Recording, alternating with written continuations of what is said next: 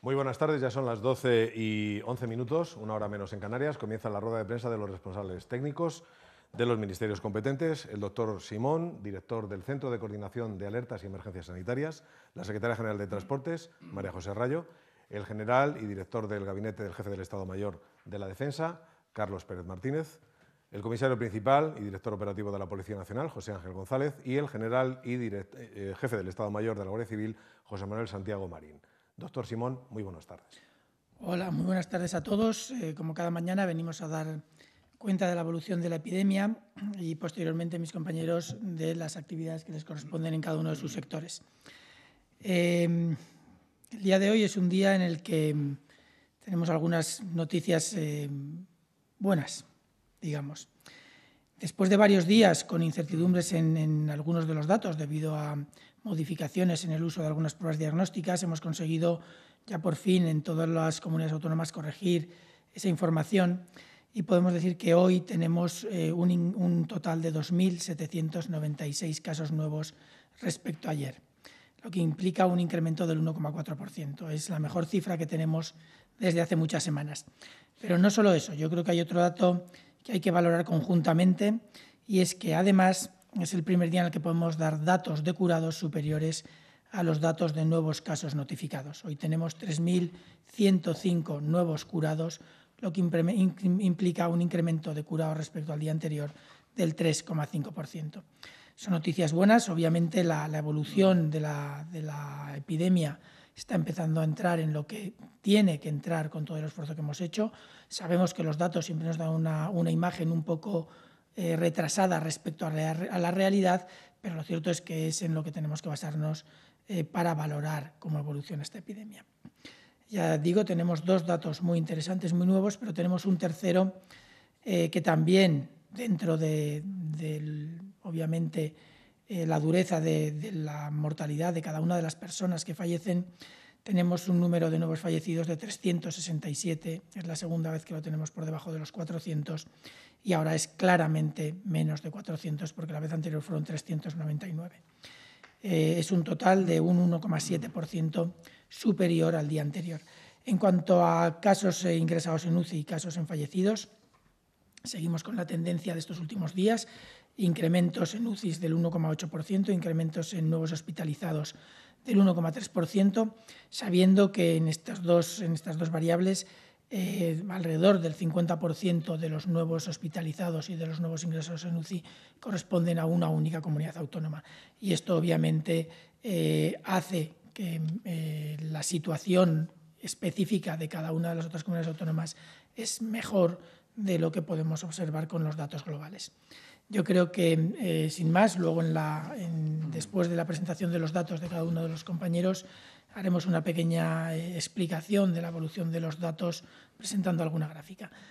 Y ahora le cedo la palabra al general Carlos Pérez del Ministerio de Defensa. Gracias, Fernando. Buenos días. Ayer las diferentes unidades implicadas de las Fuerzas Armadas en la Operación Balmis mantuvieron un esfuerzo de 6.040 militares en 208 localidades. Ayer se cubrieron los objetivos previstos y destaco la desinfección de 55 residencias de mayores, 11 hospitales, 16 centros de salud y 5 centros penitenciarios. Hoy tenemos previsto actuar en 193 localidades y podemos destacar, entre otras actividades, la desinfección de las instalaciones de IFEMA, Mercamadrid, Mercalas Palmas, los puntos de recogida de pruebas de COVID-19 en La Laguna, en Tenerife y en Las Palmas de Gran Canaria, el Centro Nacional de Seguimiento y Coordinación de Emergencias, los centros penitenciarios de Pamplona y Soto del Real, 10 hospitales, 27 centros de salud y 55 residencias de mayores. En cuanto a las actuaciones de transporte, hoy realizaremos un vuelo de un aerotransporte con material sanitario desde la base de Getafe a Gran Canaria y también el transporte por vía terrestre de productos de primera necesidad desde el almacén central en IFEMA a diversas entidades en Madrid. Hoy continuaremos con la desinstalación de material no necesario en diversos hospitales de campaña existentes en Madrid, IFEMA, Ramón y Cajal y el 12 de octubre. Continuaremos también con labores de formación en desinfección por parte de la UME a bomberos de Logroño y Castellón, y en Sevilla, en las Cabezas de San Juan, al personal de la residencia San Juan Bautista y al Centro de Mayores Las Marismas. Hoy me gustaría reivindicar la labor en esta crisis de pequeñas unidades militares que también participan en la Operación Balmis, pero que no siempre tienen la visibilidad que merecen. Un ejemplo son las secciones de apoyo al transporte aéreo de las distintas bases aéreas, y lo voy a personalizar en la SATRA, que así se llaman las secciones de apoyo al transporte aéreo, de la base aérea de Torrejón. Esta pequeña unidad está compuesta solo por 30 militares y tiene como función la preparación, la carga y la descarga de todo el material aerotransportado que sale de su unidad o que llega a su unidad, además de la gestión del personal que vuela a y desde dicha base. Desde el inicio de la operación, la base aérea de Torrejón, como seguramente saben ustedes, se ha establecido como punto principal de recepción del material sanitario que ha llegado desde el extranjero, tanto en vuelos civiles como militares, vuelos nacionales o vuelos extranjeros. El material recibido, cuando llega, se descarga a gran velocidad. La velocidad que me han dicho es aproximadamente 9 toneladas a la hora. Y este material, una vez descargado del avión, se desmonta de las superficies en las que se transporta en los aviones militares, llamados pallets, y por tanto en el argot se llama despaletizar. Y una vez despaletizado, se carga en los camiones del mando logístico del Ejército de Tierra para su distribución, o también en los transportes terrestres que coordina el Ministerio de Sanidad.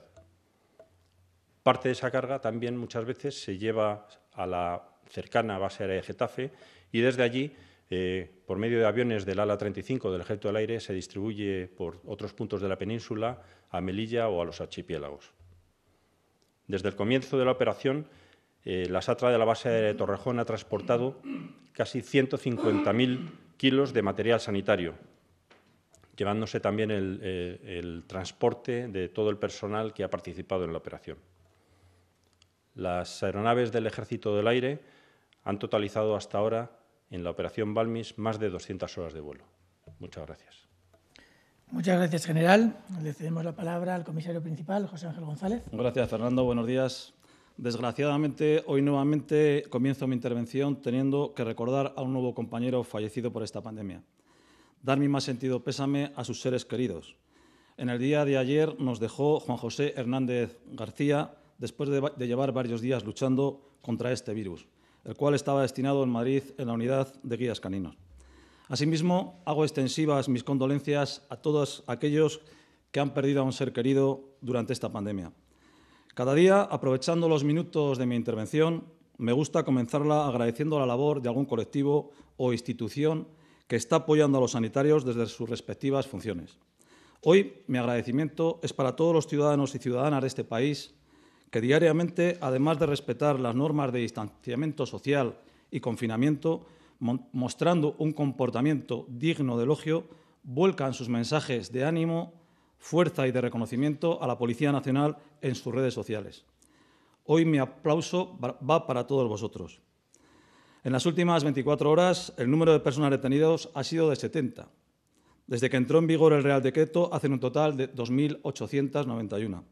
Respecto a las propuestas de sanción, en las últimas 24 horas se han tramitado 4.025 actas, lo que supone un total de 181.499 desde el comienzo del estado de alarma. Respecto al cierre de fronteras con Francia y Portugal, en las últimas 24 horas se han realizado 137 denegaciones de entrada y se han controlado 17.512 vehículos, realizándose 2 detenciones. Estamos en redes sociales desde hace más de 10 años. Desde que se decretó el estado de alarma, los agentes que atienden nuestros perfiles oficiales han hecho un esfuerzo añadido para atender y solucionar los problemas y dudas planteadas por los ciudadanos, logrando que las salas del 091 no se hayan saturado. Los agentes del grupo de redes sociales han atendido decenas de miles de mensajes privados de ciudadanos, recibidos principalmente en Twitter y Facebook.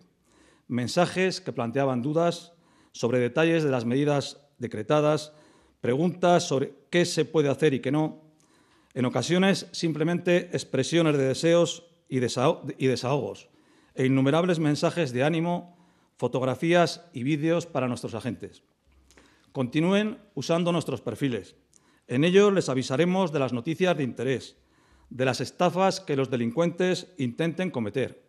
Y no duden de que todas sus consultas, todas sus incertidumbres serán tratadas por un agente especializado que responderá a sus dudas lo más rápido posible. Somos conscientes de la responsabilidad que supone ser el cuerpo líder en redes sociales en el mundo, con cerca de 5 millones de seguidores. Y ahora hemos puesto en marcha un nuevo canal en Telegram. También queremos ser tu policía en el mundo virtual. Durante estos días de confinamiento, algunos delincuentes se han esforzado en poner en práctica diversas artimañas para continuar delinquiendo.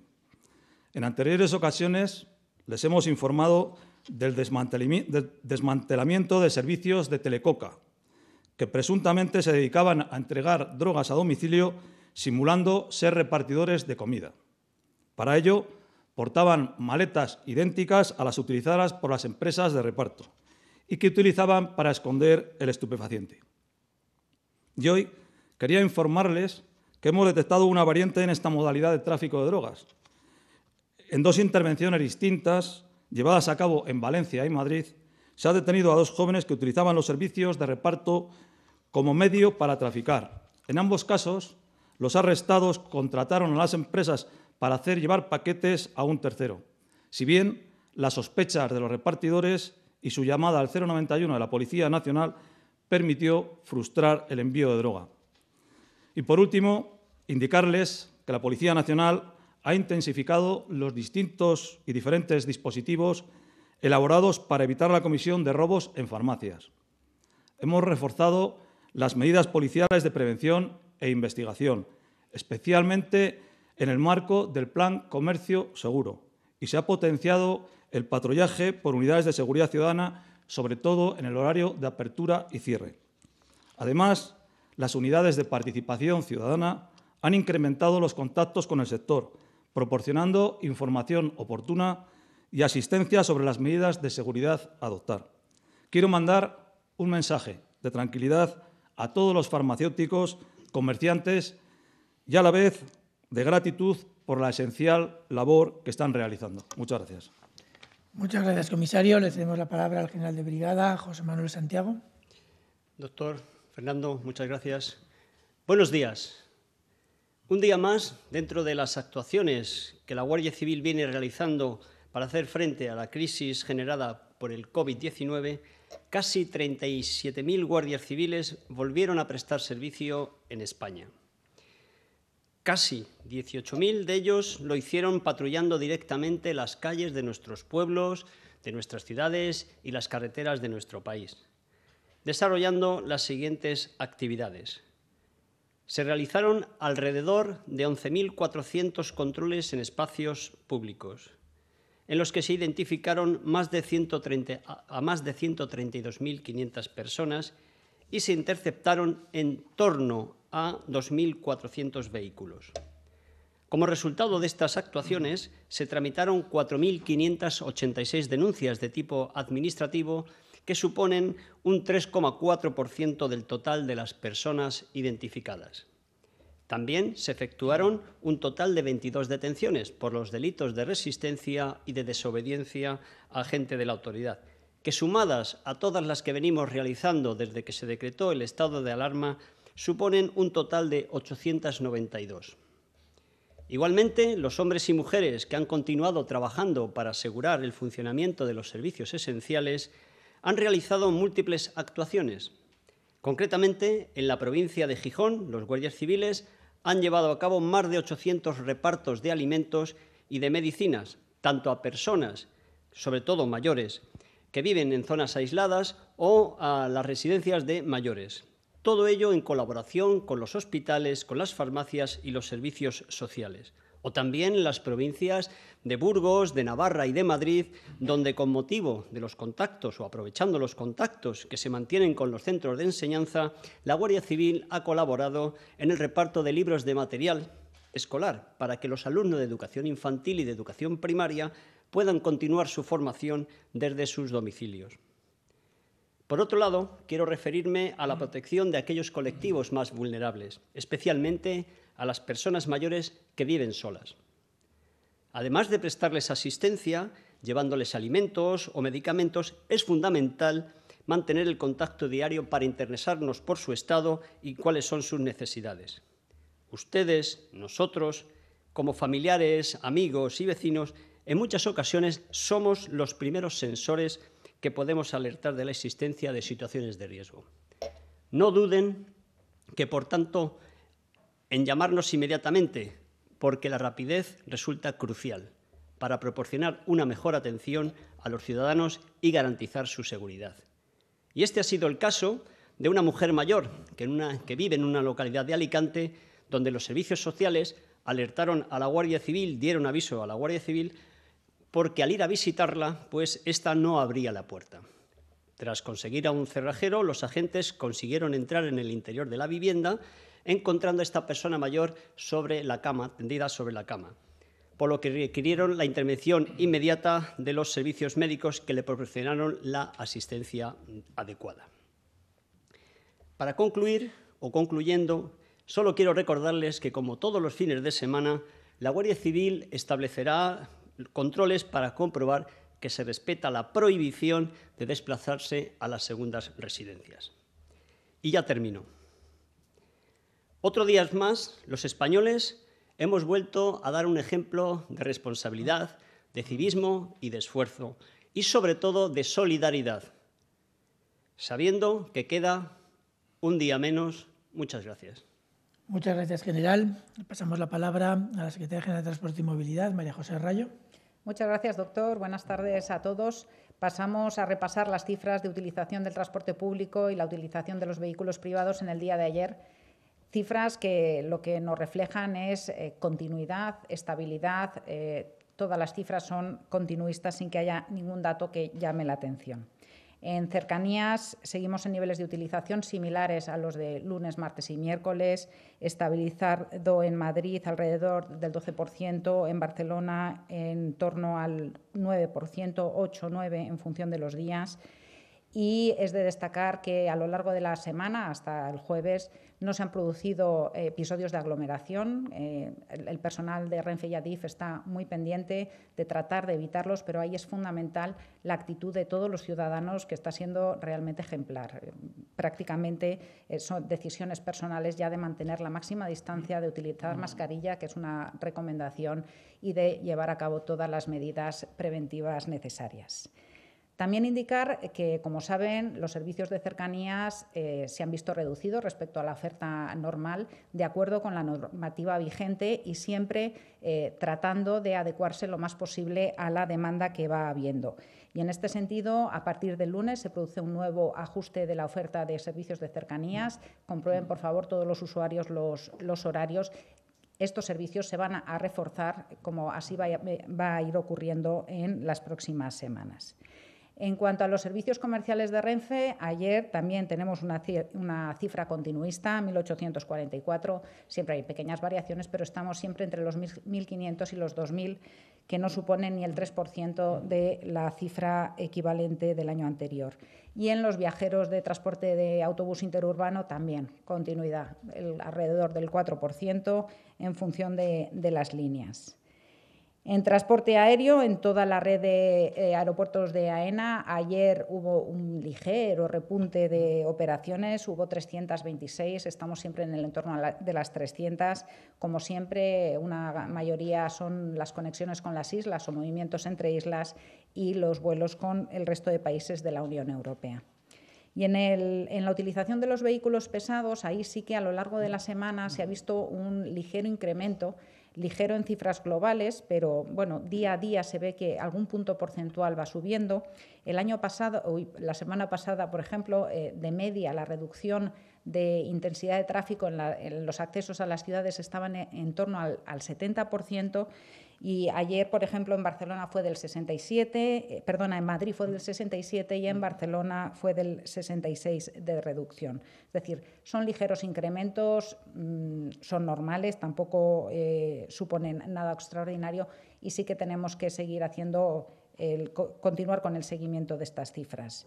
En el conjunto de la red de alta capacidad interurbana, el nivel de reducción está en el 68%.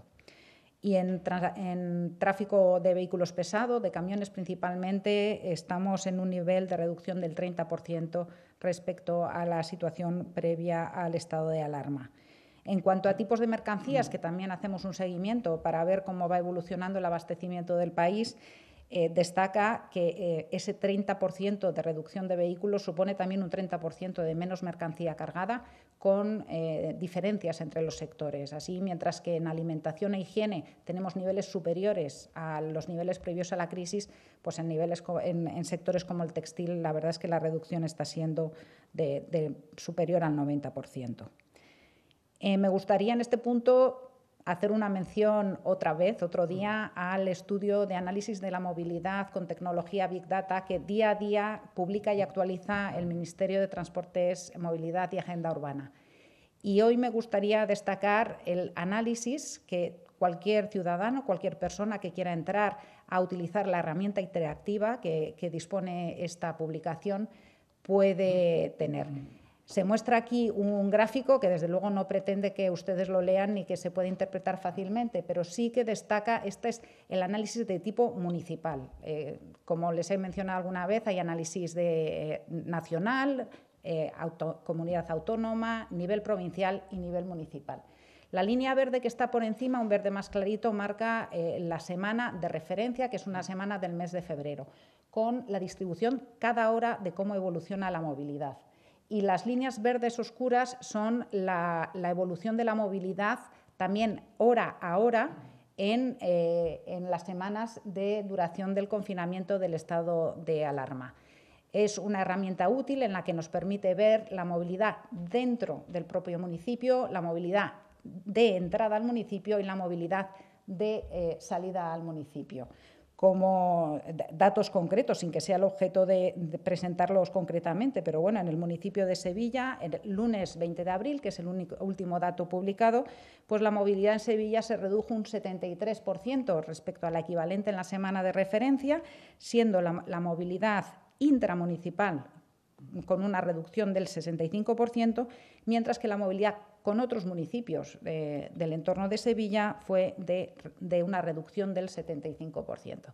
Es simplemente un ejemplo de lo que se puede de alguna manera jugar con esta herramienta a la que invito a todos los ciudadanos y desde luego también a todos los interesados desde el ámbito más académico o de estudio a utilizarla. Y por último, antes de acabar y dentro de un apartado que es casi de anécdotas, volveré a incidir hoy en una cuestión que ya comenté en una ocasión anterior, que es la reducción del ruido cultural que se observa en la Red Sísmica Nacional y en la Red de Vigilancia Volcánica de Canarias del Instituto Geográfico Nacional. Este ruido cultural es el ruido provocado por la actividad humana y tenemos la gráfica de una estación acelerométrica del Parque del Retiro, en el que claramente se ve esta reducción del ruido cultural, viendo claramente el efecto de la Semana Santa que tiene un valle. Semana a semana, incluso antes de la crisis, se ve perfectamente el efecto de los fines de semana, pero como durante todo este periodo de alarma ese ruido cultural se ha visto importantemente reducido. Y termino ya agradeciendo una vez más a todos los funcionarios y trabajadores públicos que realizan una labor muchas veces invisible, con poca notoriedad, pero que ha permitido en este periodo de alarma configurar una gran cantidad de normativa hecha con muchísima prisa, hecha con muchísimo trabajo intenso por parte de muchísimos funcionarios. Muchas gracias a todos. Muchas gracias, secretaria.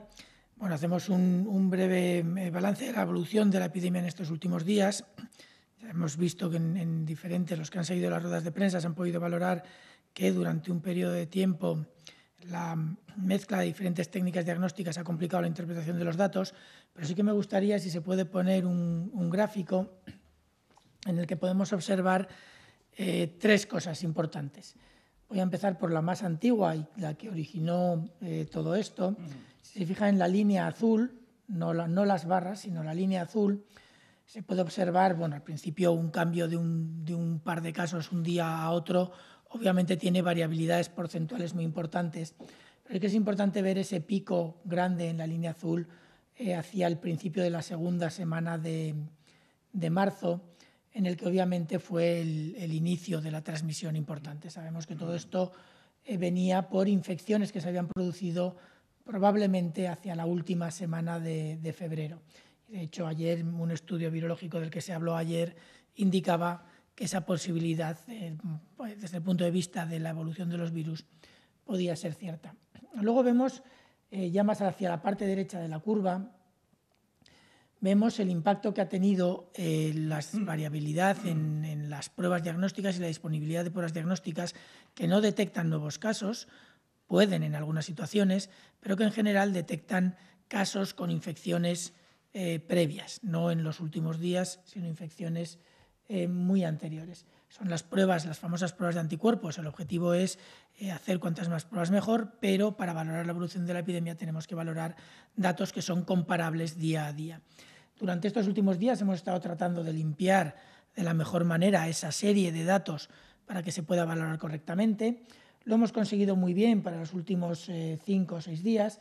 Sí que es cierto que hay un periodo de días en los que no ha sido tan fácil porque no había identificación de qué pruebas se había hecho exactamente a los datos que se notificaban, pero hemos hecho un trabajo muy intenso y agradezco a todos los profesionales de salud pública de las comunidades por el esfuerzo que han hecho para ayudarnos a limpiar esta serie y hemos conseguido tener una serie limpia, es la verde, en la que pueden ver el efecto que nos estaban produciendo esos casos que no eran casos nuevos, pero que sí que en algún momento de todo este periodo de ya 2 meses y pico han tenido la infección.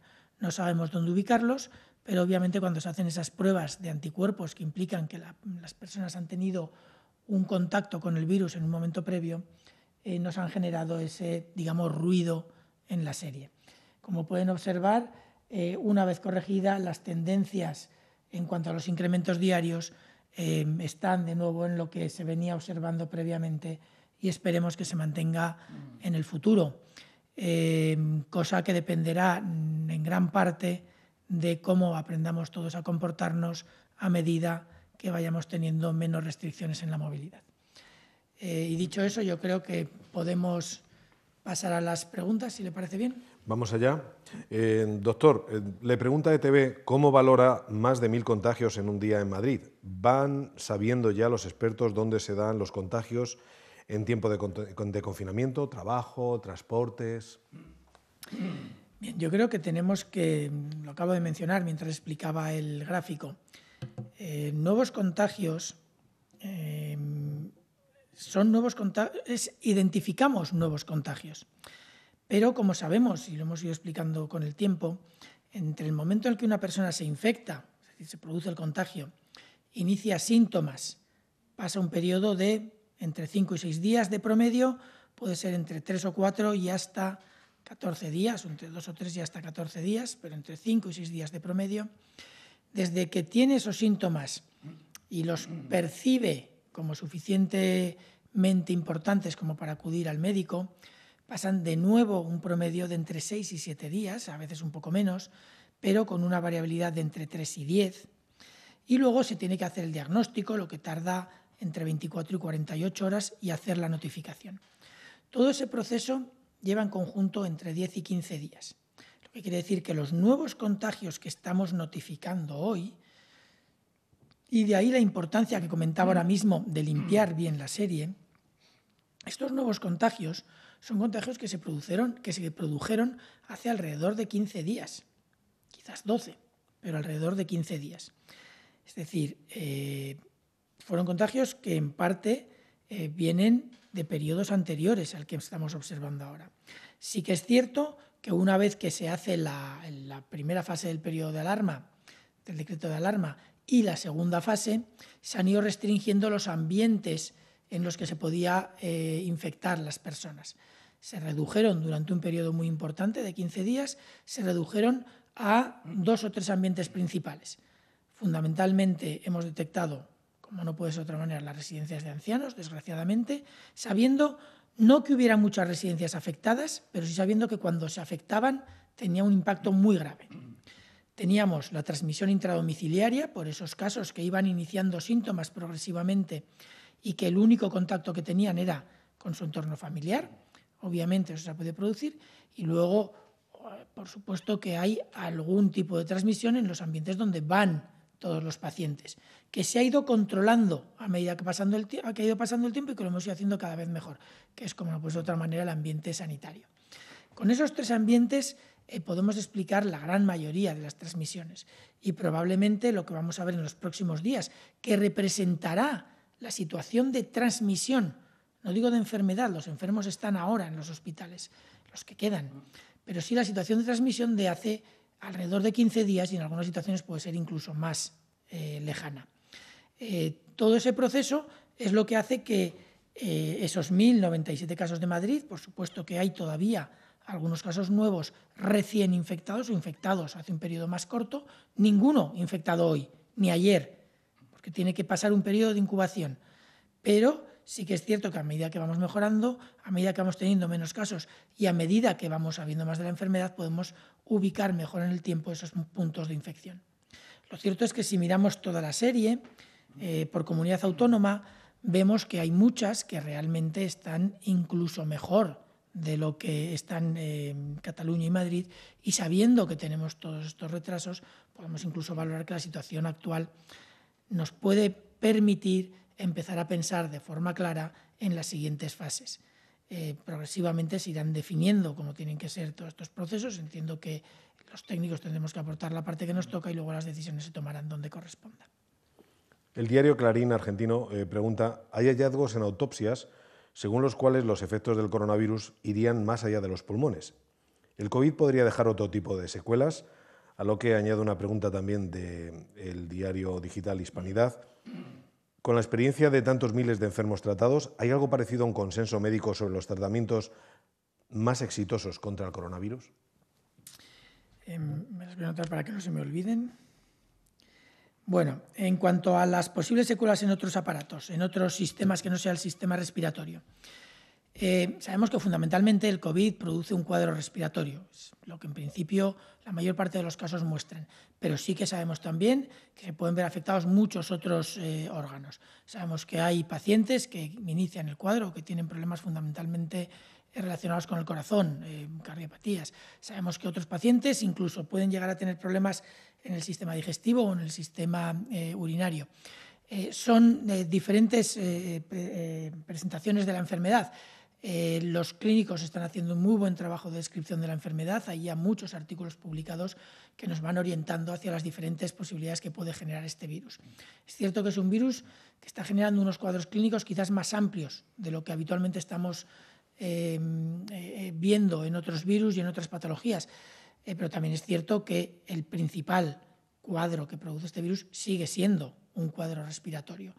En cuanto a las secuelas, estamos empezando a poder valorar si deja o no secuelas. Ahora mismo yo no tengo información específica sobre posibles secuelas. En cuanto obviamente se vaya publicando y se vaya teniendo información sólida, iremos teniéndola. Yo creo que es bueno dejar que los estudios vayan dando sus resultados y tengamos información un poco más sólida cuando además ya se producen pacientes que en principio han superado la infección y que ahora obviamente tienen que lidiar con estos problemas que en algunos casos serán debidos al COVID, en otros casos pueden ser debidos a otras situaciones. En cuanto a los tratamientos exitosos, esto no es una cuestión de consensos, esto es una cuestión de resultados de los ensayos clínicos. La evaluación de la eficacia de un tratamiento en una enfermedad depende de un estudio clínico, se puede valorar únicamente con un estudio clínico bien diseñado. Se llaman ensayos clínicos, en el que tiene que haber un grupo al que se le da el tratamiento y otro grupo al que se le da otra cosa que no es ese tratamiento, y se puede valorar si la evolución clínica, la evolución de la carga del virus, si el resultado final curado o fallecido, hay diferentes puntos finales que se pueden evaluar, si son mejores con pronóstico más benigno en unos que en otros. Si no se hacen esos ensayos, cualquier prueba que se haga de forma, digamos, espuria, en la que yo trato a mis pacientes la mitad se curan, la mitad no, por lo tanto mi tratamiento es eficaz a la mitad, realmente no es un resultado válido. Tenemos que esperar los resultados de esos ensayos clínicos. Progresivamente empezamos a tener información preliminar de alguno que podría estar encontrando algún tratamiento que podría tener efectos, pero hasta que no haya publicaciones sólidas yo creo que estamos básicamente especulando, y para eso, en ese periodo de especulación, aunque se pueden utilizar en algunos casos algunos posibles tratamientos, lo que tenemos que asegurarnos es que todos los tratamientos de soporte, que sí que sabemos ya que tienen un impacto importante en la morbimortalidad, se estén dando correctamente, y es lo que están haciendo los médicos de todos los hospitales. Se han identificando todos los tratamientos que ya sabemos que funcionan en situaciones similares producidas por otros patógenos y que están ayudando. Hay problemas de soporte, que son tratamientos sintomáticos, uso, por ejemplo, de anticoagulantes en aquellos que tienen coagulación intravascular diseminada, y otros patógenos, otros tratamientos que pueden ayudar a mantener a la persona en vida el tiempo suficiente para que se recupere. Sobre el escenario próximo de los niños, hay varias preguntas hoy. Al Punt Avui, por ejemplo, pregunta: ¿los adultos que salgan con niños a partir del domingo deben reforzar la higiene al volver a casa? ¿El paseo obliga a tener más hábitos de desinfección? Y Onda Madrid dirige, en el sentido de los niños, una pregunta a los responsables de la Policía y la Guardia Civil. Los niños van a poder salir a dar un paseo. ¿Cómo se afronta este paso desde el punto de vista de la seguridad para evitar que salgan más de una vez al día o que los menores no pasen de los 14 años? ¿Hay alguna medida prevista? Primero el doctor. Bueno, en cuanto a la higiene, yo creo que se han ido dando todas las normas o las recomendaciones de higiene para la población desde hace ya muchas semanas. En este caso, lo único que se refuerza claramente es que es recomendable lavarse las manos tanto al salir para evitar riesgos para otros en caso de que todavía quedara alguna transmisión intradomiciliaria, como al volver para reducir riesgos de entrar con el virus. Pero lo cierto es que si se mantienen las normas que se han puesto o que se van a proponer para la salida de los niños en su paseo, si se mantienen bien, no debería de haber riesgos importantes ni para los padres ni para los niños, pero desde luego las normas de higiene cuanto mejor se apliquen mejor. Bueno, yo creo que desde la entrada en vigor del Real Decreto, donde se promulga el estado de alarma, yo creo que si algo ha quedado patente ha sido el grado de madurez y responsabilidad de todos los españoles. Nos mostraba María José unos gráficos donde la movilidad ha descendido hasta un 90%, nos asomamos a nuestras calles, a nuestras plazas y están prácticamente vacías, y eso no es porque haya un control de carretera cada 500 metros ni un policía en cada puerta, sino por lo que he dicho antes. La gente está muy concienciada y tiene un grado de madurez grandísimo. Las propuestas de sanción que hemos puesto podríamos decir que son prácticamente anecdóticas. El número puede resultar, así visto, puede resultar muy grande el número, pero hay que pensar que muchas de las sanciones son para gente reincidente. Tenemos gente que ha incumplido 53 veces, que eso se apunta como 53 actas. Quiere decirse que eso no es un termómetro que nos pueda medir los incumplimientos. Lo único que nosotros decimos es que apelamos a lo mismo que hemos hecho desde el primer día, al civismo y a la solidaridad entre todos los españoles, que estamos seguros de que va a ser así y que no va a haber ningún tipo de problema. Sobre los escenarios de desescalada, Radio Nacional pregunta, en base a los criterios que establece la Organización Mundial de la Salud, la OMS, y la Unión Europea para la desescalada, ¿qué comunidades están más cerca de lograrlo y por qué? Telecinco se hace eco de una información divulgada hoy por la cadena SER y pregunta, ¿podría explicar los criterios, doctor, los criterios concretos que se van a tener en cuenta en la desescalada?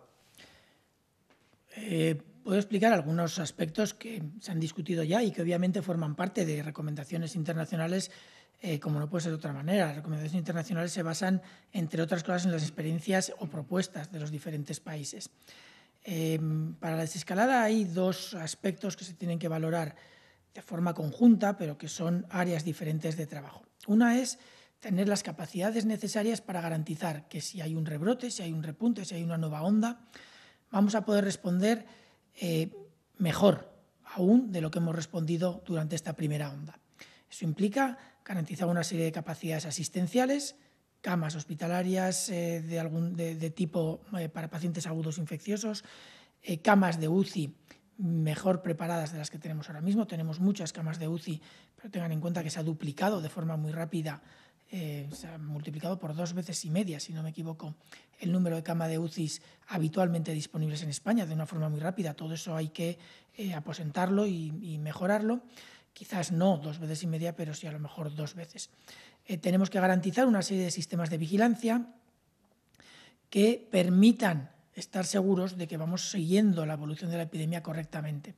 Tenemos que ver formas de reducir esos retrasos en la notificación. No tenemos que ver, estamos viendo y se está trabajando ya con las comunidades autónomas mecanismos para poder detectar precozmente a partir de casos sospechosos, a partir de pruebas en atención primaria, a partir de muchos mecanismos posibles, y estamos ahora trabajando en identificar los que son mejores, más factibles y que nos van a aportar más información.